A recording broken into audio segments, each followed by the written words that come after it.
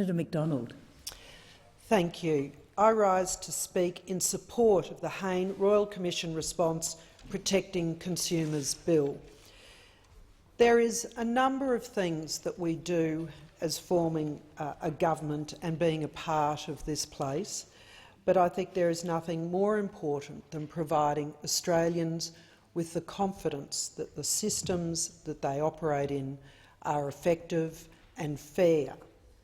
And I know that the decision to hold this Royal Commission was one that was debated widely, and I want to commend Senator Wacker-Williams and Barry O'Sullivan and other Nationals for the part they played in ensuring that this Royal Commission went ahead, because this is a very serious topic, particularly for regional Australians. In particular, some of the matters that have come out around insurance for regional Australia could not be more topical than they are right now. Last year we saw the floods for North and North-West Queensland. We have seen bushfires and other events, most regularly in my home state of Queensland, that mean that consumers often have the unfortunate and unhappy experience of discovering that where they thought that they were well insured and covered is not the case.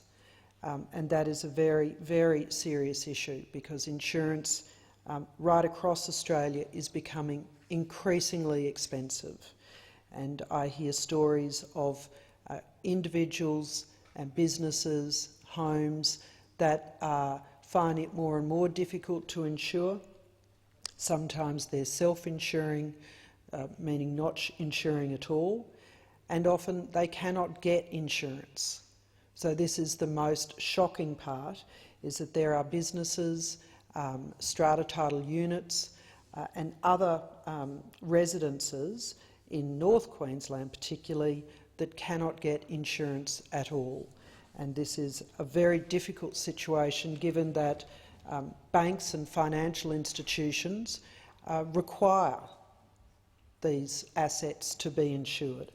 So this Royal Commission is incredibly important, and I'm very pleased to speak to the response and protecting consumers. So life is and can be full of much drama, but there is nothing quite so difficult as financial headwinds. And this is why the Morrison Government is acting to give added peace of mind to millions of hard-working people who want to know that they are getting what they pay for. The Insurance Contracts Act will be amended to allow the ASIC Act's unfair contract laws to apply to insurance. And I'm especially happy to commend this Act, because the cost of insurance, as I've already touched on in my home region of North Queensland, is prohibitive. So, as I've said previously, forcing people to underinsure or forego insurance altogether.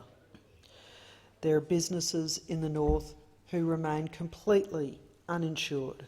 These are, in some cases, well-known and high-profile businesses, but they run the risk of not being paid out in the event of a claim, and are paying money, hopefully into setting money aside for those events that we know, particularly in North Queensland, will come again, particularly cyclones and flood events. The Insurance Contracts Act will offer protection to consumers who lack bargaining power, and they receive their contracts on a take-it-or-leave-it basis. And these consumers are very vulnerable to unfair terms like exclusions or onerous conditions which can be hidden in the contract. This will provide important protection in cases where an insurer has attempted to deny a claim or restrict the payout available to a consumer or a small business on the basis of an unfair term. For insurance contracts, the regime will be tailored to increase clarity and certainty for industry and consumers, and this includes defining the upfront price as premiums and excess or deductibles payable, and in defining the main subject matter of the contract as what is being insured. And this is in line with the Royal Commission recommendation 4.7. Consumers and ASIC will be able to apply to the court for a declaration that a term of an insurance contract is unfair, and if they succeed, that term will be void. Now, Schedule 2 of this bill deals with funeral expenses. For anyone who has gone through the tragic and terribly sad time of losing a close family member, it is shocking to find that this is potentially a time that they will have the double impact of a unfortunate experience in their funeral expenses.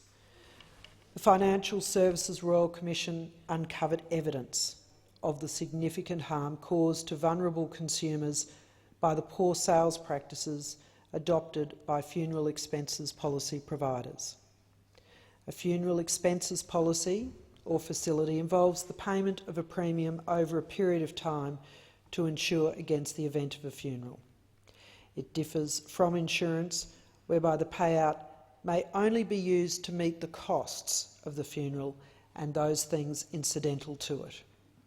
The funeral expenses exemption in the Corporations Regulation 2001 excludes funeral expenses policies from being a financial product under the Corporations Act of 2001.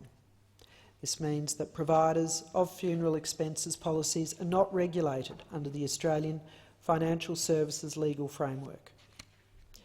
The exemption has allowed these providers to escape the scrutiny of the Australian Securities and Investment Commission. As part of its response to recommendation 4.2 of the Royal Commission's final report, the government has committed to remove the exclusion of funeral expenses policies from the definition of financial product in the Corporations Regulation 2001, and put beyond doubt that the consumer protection provision of the Australian Securities and Investment Commission's Act 2001 do apply to funeral expenses policies. The government is acting on the evidence presented by the Financial Services Royal Commission that many Indigenous people living in regional and remote communities are being misled and pressured into funeral expenses policies.